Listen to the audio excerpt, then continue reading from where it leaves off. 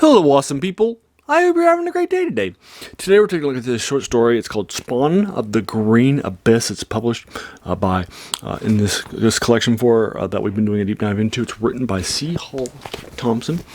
For you folks, this collection is Tales of the Lovecraft Mythos. This page is about 48 pages long. It took me a little less than 2 hours to read. I divided it up into days and divided it up into 24 pages each day. It took me a little less than an hour each day, like 55 minutes one day, 54 minutes the next. So there you are. This was a little bit longer, since it's an oversized collection and, 48 pages long. Would have expected me to take something probably around that, maybe 10 minutes longer than the expected 2 minutes a page and so forth for you folks. This collection, we've been doing a deep dive into for you folks, has a section in it of things that were inspired in the Pulp Era by an author called H.P. Lovecraft. That is the title of this collection for you folks.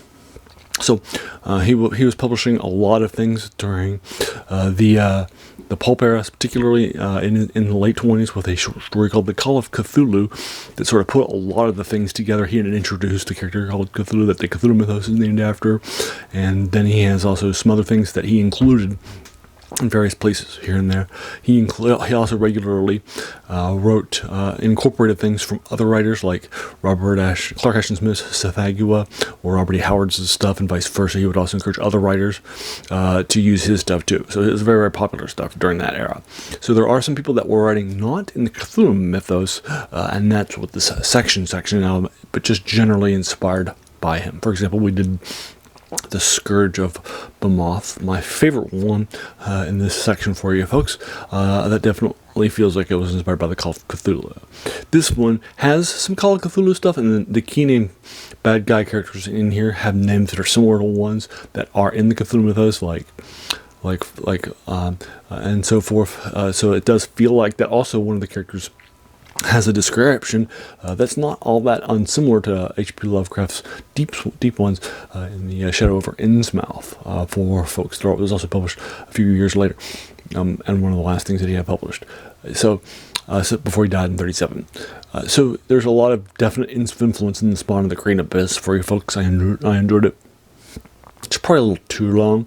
It feels like I read the first half and it felt like it was about to end, and then the second half begins basically after a page or two with him reading a diary for the rest of it until like the last 4 or 5 pages long.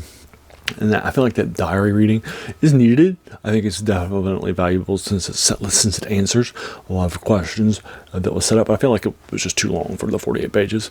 So I feel like the short story it lacked some of its length that it could have had from books. So it's probably a little bit less than I could have appreciated. I think it could have been less than the 48 pages long over folks.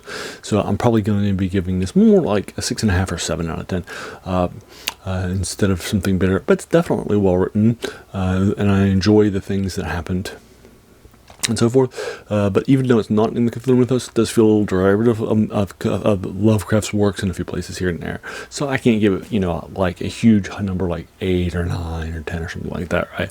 So that's why it's scoring a little bit less for you folks. Now, as a reminder, I keep my review spoiler free.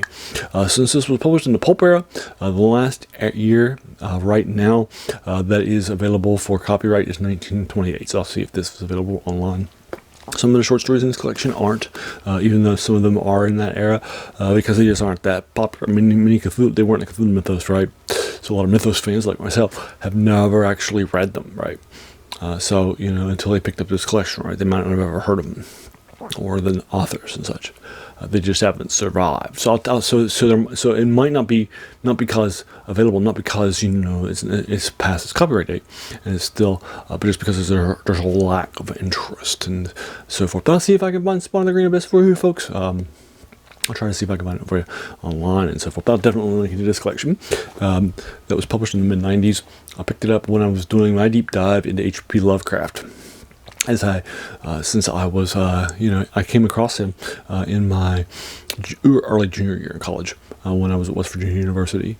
And then he became my favorite author very, very quickly. I read 3 collections of his stuff, including one that was his Cthulhu mythos stuff, one of his Dreamlands stuff, and then one that was just general horror that wasn't in any of the 2 categories.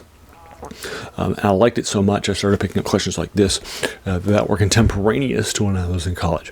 And then I enjoyed them and knocked out this one. This one has a lot of older stuff in it. Many of the things that are in here in the first part, are in the Cthulhu mythos, and they have names of things that work or introduce characters and concepts and books and such that are mentioned heavily in other Cthulhu mythos collections, and so that's why the person who put it together, he also wanted to put together some things that were influenced by Lovecraft but weren't in the Cthulhu mythos, namely this 48 Poetry short story. So that's Spawn of the Green Abyss for you folks, and that's what I think of it. 6.5 or 7 out of 10.